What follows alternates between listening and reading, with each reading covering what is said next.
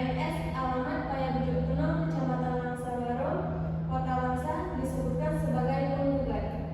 Dengan ini mengajukan gugatan untuk mengembalikan duit dari sisa pembangunan rumah terhadap tergugat nama Aris Suhendra, tepat tanggal lahir Langsa 17 Agustus 1998, pekerjaan wira swasta, alamat Jalan Haji Abdus Salim, Gampung Pulang, Kecamatan Langsa, Kota Langsa.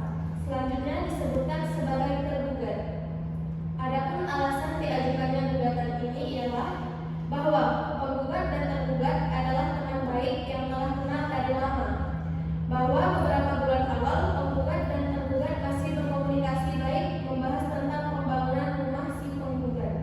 Bahwa di bulan keempat sudah mulai terjadi perselisihan antara keduanya karena si tergugat tidak menepati janji jangka waktu untuk membangun rumah tersebut dan sempat mengelak dari si penggugat.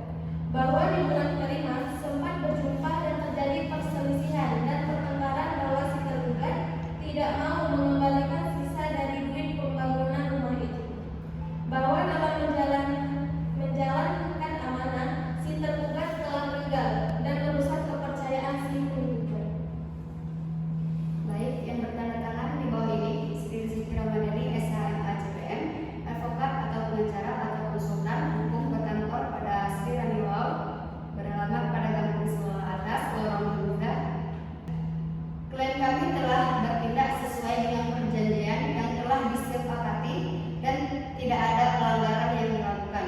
Bukti-bukti yang diajukan oleh penggugat tidak cukup untuk membuktikan adanya pelanggaran dan kerugian yang ditimbulkan oleh klien kami. Dan kami juga memiliki bukti-bukti dan saksi yang mendukung bahwa klien kami tidak melakukan pelanggaran apapun. Kami membenarkan sebagian jawaban dari tergugat.